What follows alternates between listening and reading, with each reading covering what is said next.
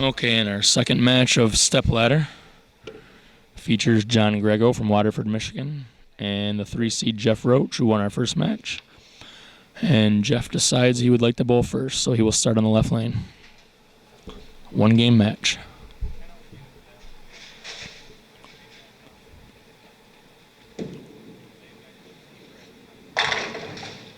And it looks like Jeff switched balls there, threw a strike. And what ball was that, Jeff? U-Dot. Wow, going back in the day for that one. Old urethane ball.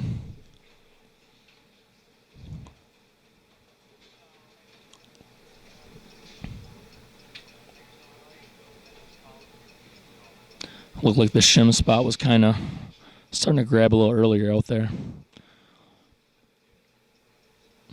Shot might require a little more blend, smoother reaction as John goes high and leaves a 5.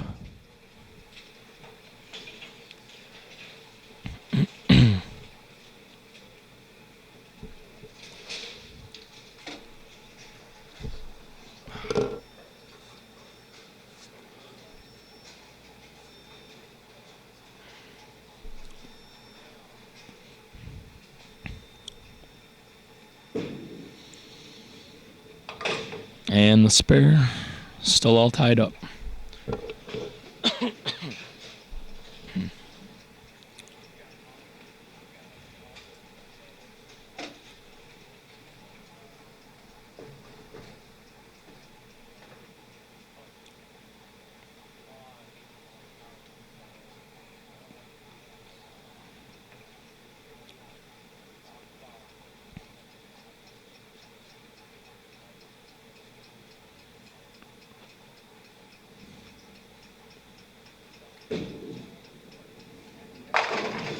And a strike for John in the second, who's actually playing quite a different line than he played most of the day today. The few shots I saw him throw, he was closer to the middle part of the lane. I believe he started out closer to third arrow. He got in around fourth or fifth arrow toward the end of his match play match. Now he's quite a bit outside of that.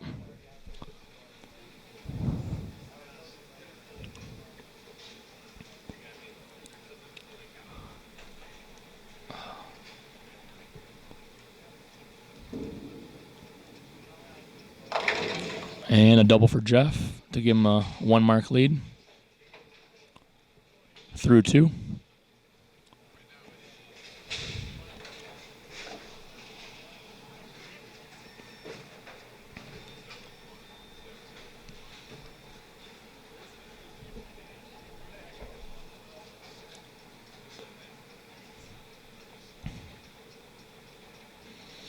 Actually got bowlers from some different areas today. We had a couple from Grand Rapids, a handful of Detroit bowlers, and I think we had one guy from Charlotte, a couple of others from Lansing. The rest were Battle Creek or Kalamazoo.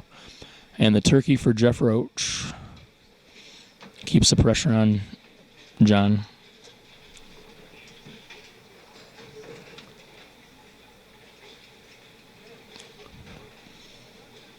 As you're watching this video, we're hoping to do some live streaming eventually. Craig Elliott of MichiganBowler.tv, who did the live streaming of the Northern Open last week. We're planning on working with him for some of our bigger tournaments. So you can look forward to that.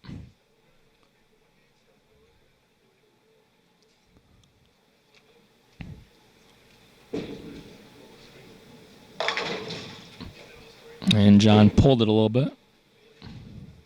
Left the 6-9-10 in the third frame.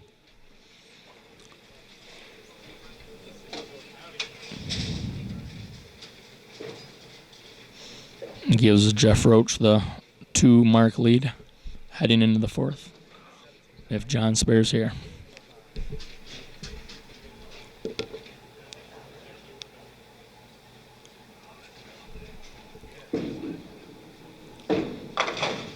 And he spares. 20-pin lead now for Jeff Roche.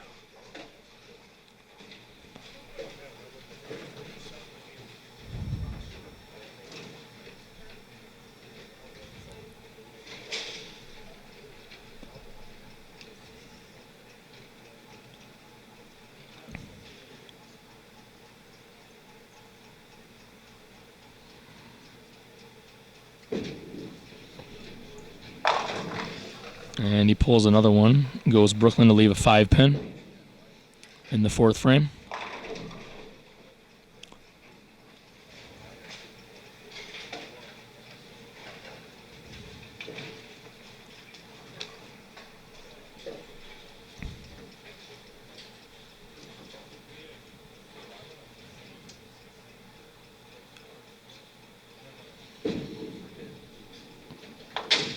And a spare for Jeff. Or I'm sorry, John. Got too many J's here. Lonnie Jones, Jeff Roche, John Grego, Jeff Suma. Getting me all messed up. It doesn't help that John has a brother named Jeff as well.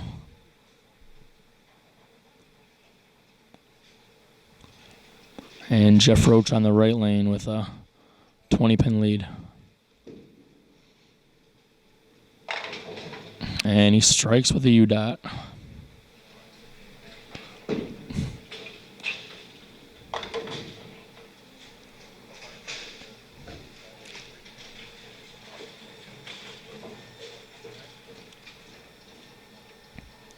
$30-pin lead now for Mr. Roche.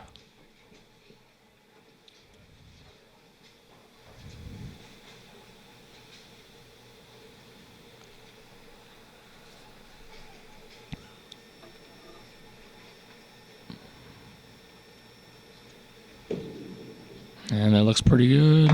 Comes in just light to leave a 2-pin.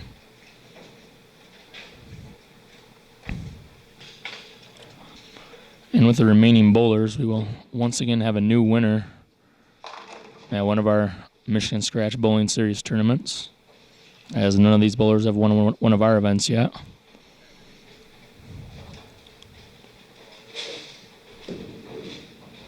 We've had a lot of top-notch talent come out to our events from throughout Michigan and the Midwest. I don't believe we've had any Canadians yet. We're still waiting to get our Canadians to come out and bowl.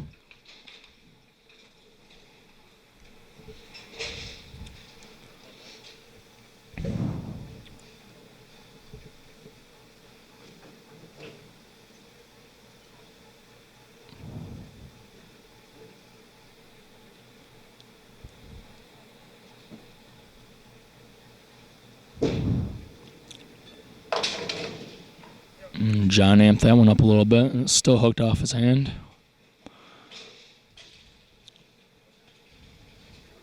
As he leaves a 3-6-10.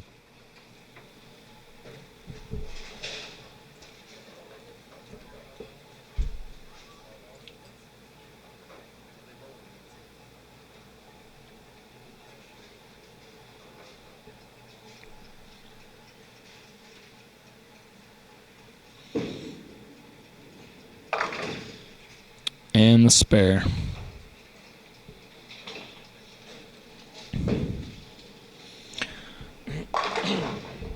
And that makes it a 33-pin lead for Jeff Roche, heading into the 6th frame.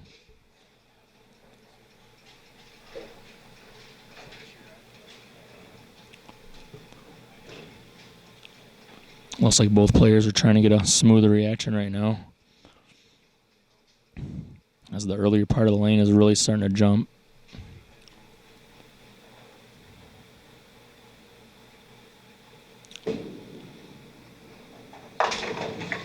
And John moves about 20 boards left, leaves a 3-6-10. Still with the same problem. It's grabbing really early on him.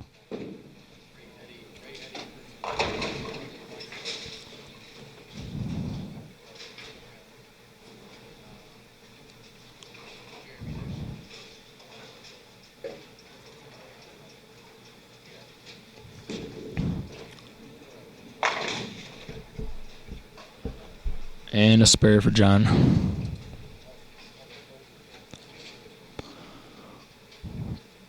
So Roche can really put the pressure on John now, if he can throw a double here. And the way the day's gone, even spares at this point, they really help you out.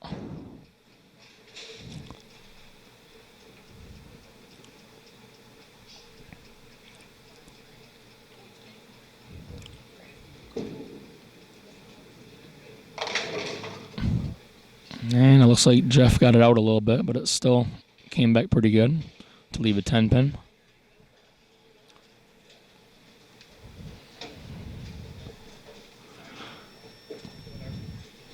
I think he actually hit the same spot. He just had a little more projection on that shot. He's kind of been going right up the one board or even right to left a little bit, and that one might have got his arm inside a little more to swing it more. But he spares it. Still a 3-mark match in favor of Jeff Roche. Heading into the 7th.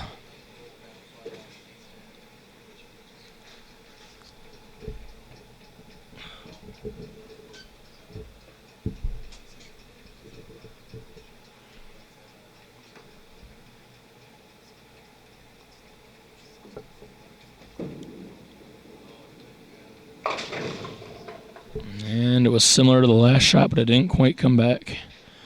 Leaves a 4-8-10 split for Jeff Roche. It looks pretty bad, but it's actually a fairly makeable spare if you can slide the pins over.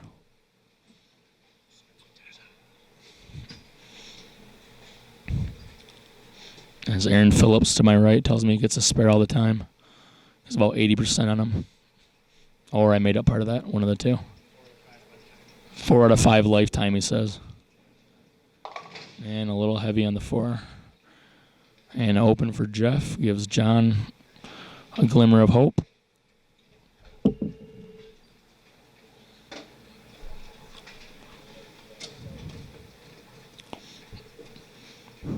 Jeff has a 154 in the 7th frame.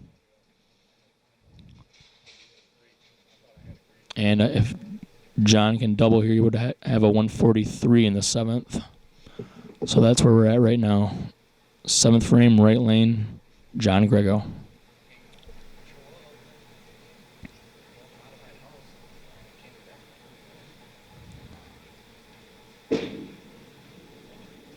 And a excellent shot by Grego. So he switched balls again and really amped that one up, lofted it a little bit. Got it down the lane better. Very nice adjustment. Also moved back to the right from his previous adjustment.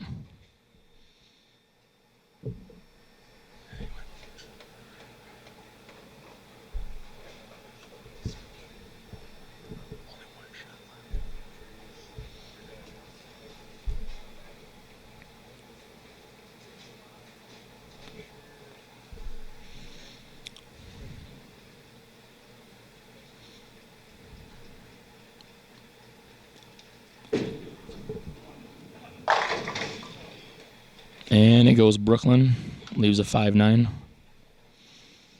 2-mark match still, as Roche leads by 21, assuming the spare by Grego.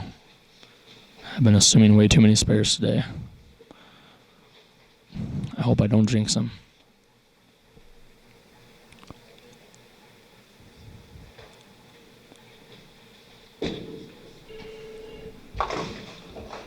And we never had a doubt.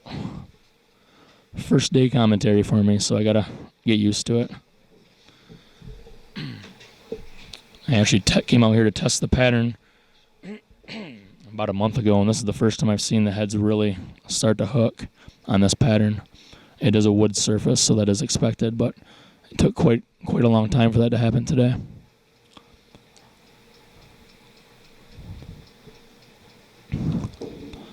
Jeff Roche on the right lane. A very good shot with a strike. Starting to think earlier when I thought he missed, projected more. I think that's his new line that he's trying to do. So, as the last few shots, he's done the same thing. Just change his hand position on that shot.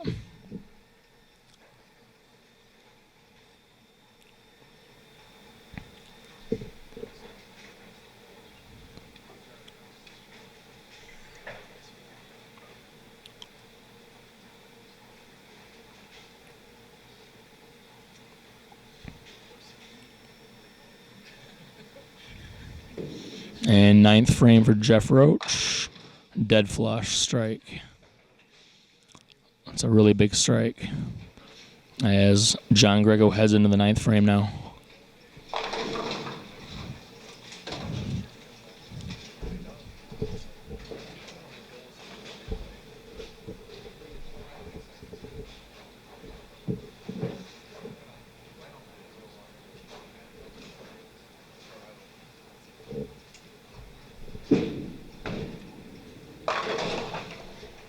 And a 9-pin on the right lane for John Grego. So in the 7th frame, Jeff Roche opened with a 154 with a double up. Puts him in the 180s in the 8th frame. And with this spare, John Grego will have 150s in the 8th. So it's all Jeff Roche at this point.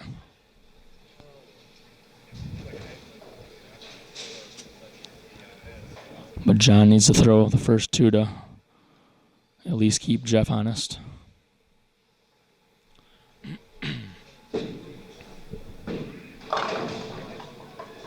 And it looked really good off his hand, but came in light, but he tripped the 210 or 2-7 for a strike.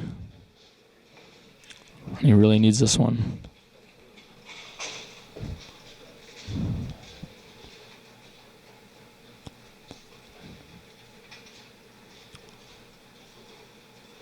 John Grego can strike out for 202.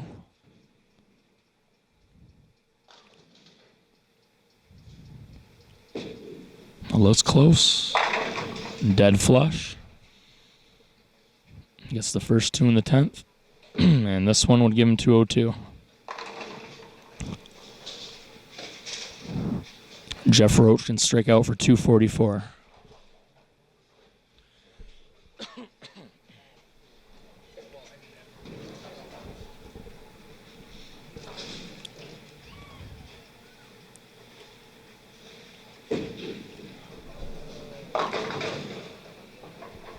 And the 8 count gives him 200 even. As Roche steps up on the right lane. And he plays it safe, and he throws a strike. He basically just needed pin count for that one. But the strike locks it up. We'll have Jeff Roche moving on to face Jeff Suma Sr. in the final match.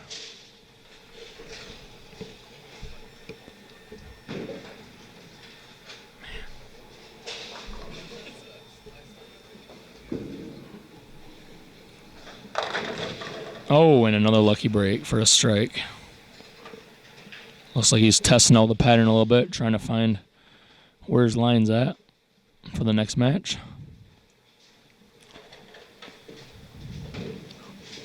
And his final shot in the 10th, a strike would give him 244.